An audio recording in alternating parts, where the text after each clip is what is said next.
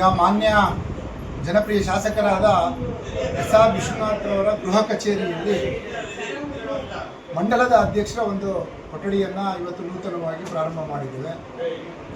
ನಮ್ಮ ಶಾಸಕರು ಯಾವಾಗಲೂ ಸಾಮಾಜಿಕ ನ್ಯಾಯದ ಪರವಾಗಿರ್ತಕ್ಕಂಥವರು.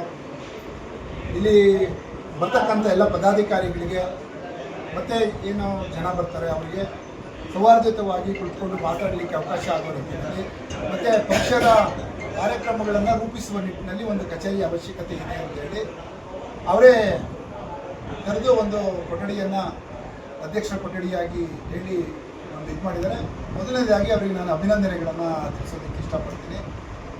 4 ಬಾರಿ ಸತತವಾಗಿ Bharatiya Janata party S R Vishwanath ಅವರ ನೇತೃತ್ವದಲ್ಲಿ ಯಲಹಂಕ ಕ್ಷೇತ್ರದಲ್ಲಿ ಗೆದ್ದಿದ್ದೇವೆ.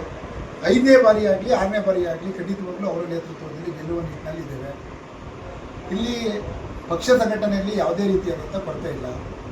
ಎಲ್ಲ ರೀತಿಯಾದ ಇಡೀ ರಾಜ್ಯದಲ್ಲಿ ದೇಶದಲ್ಲಿ ಕೊಡ್ತಕ್ಕಂಥ ಕಾರ್ಯಕ್ರಮಗಳಲ್ಲಿ ಯಾರಾದರೂ ಅನುಷ್ಠಾನ ಮಾಡ್ತಾರೆ ಅಂತ ಹೇಳಿದರೆ ಅದು ಪ್ರಪ್ರಥಮವಾಗಿ ಮಾಡ್ತಕ್ಕಂಥ ಕ್ಷೇತ್ರ ಅದು ಯಲಹಂಕ ವಿಧಾನಸಭಾ ಕ್ಷೇತ್ರ.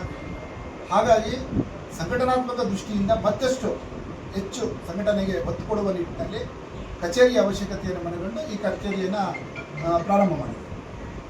ರಾಷ್ಟ್ರೀಯ ಅಧ್ಯಕ್ಷರು ಶ್ರೀಯುತ ನಿತಿನ್ ನಬೀನ್ಜಿಯವರು ಏನು ಕರೆ ಕೊಟ್ಟಿದ್ದಾರೆ, ಪ್ರತಿ ತಿಂಗಳು ಮಂಡಲದ ಸಮಿತಿ ಸಭೆ ನಡೀತಾ ಇದೆ. ಮಂಡಲದ ಸಭೆಯಲ್ಲಿ ಯಾವ ರೀತಿಯಾಗಿ ನಾವು ಮೋರ್ಚಾಗಳನ್ನು ಆಕ್ಟಿವೇಟ್ ಮಾಡಬೇಕು, ಯಾವ ರೀತಿಯಾಗಿ ನಾವು ಶಕ್ತಿ ಕೇಂದ್ರಗಳನ್ನು ನಾವು ಯೋಚನೆ ಮಾಡಬೇಕು, ಅದೇ ರೀತಿ ಯಾವ ರೀತಿಯಾಗಿ ಬೂತ್ಗಳಲ್ಲಿ ಆಕ್ಟಿವೇಟ್ ಆಗಬೇಕು ಮತ್ತು ಯಾಕೆ ಅಂತ ಹೇಳಿದ್ರೆ ಯಾವುದೇ ಪಕ್ಷದ ಮೂಲ ಇರ್ತಕ್ಕಂಥದ್ದು ಬೇರುಗಳಿರ್ತಕ್ಕಂಥದ್ದು ಬೂತ್ನಲ್ಲಿ. ಆ ಬೂತ್ನಲ್ಲಿ ಇರ್ತಕ್ಕಂಥ ಕಾರ್ಯಕರ್ತ ಕೆಲಸ ಮಾಡಿದ್ರೆ ಪಾರ್ಟಿಗೆ ಹೆಚ್ಚಿನ ಬಲ ಬರುತ್ತೆ ಮತ್ತು ಪಾರ್ಟಿಗೆ ಹೆಚ್ಚಿನ ಶಕ್ತಿ ಸಿಗುತ್ತೆ ಅನ್ನೋ ಉದ್ದೇಶ ಇದರಿಂದ ಈಗಾಗಲೇ ನಾವು ಕಾರ್ಯಪ್ರವೃತ್ತರಾಗಿದ್ದೇವೆ. ರಾಷ್ಟ್ರೀಯ ಅಧ್ಯಕ್ಷರು ಕೊಟ್ಟಂಥ ಕಾರ್ಯಕ್ರಮವನ್ನು ವ್ಯವಸ್ಥಿತವಾಗಿ ಅನುಷ್ಠಾನ ಮಾಡ್ತಾ ಇದ್ದೇವೆ.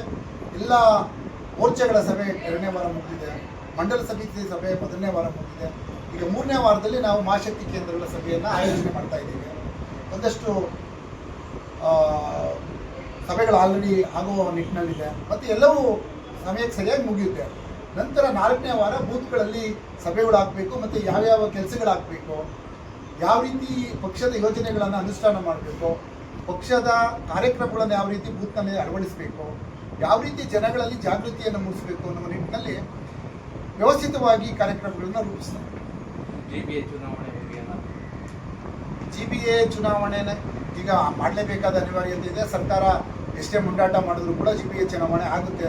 ಯಾಕೆ ಅಂತ ಹೇಳಿದ್ರೆ ಹೈಕೋರ್ಟು ಸುಪ್ರೀಂ ಕೋರ್ಟ್ನ ನಿರ್ದೇಶನ ಇದೆ.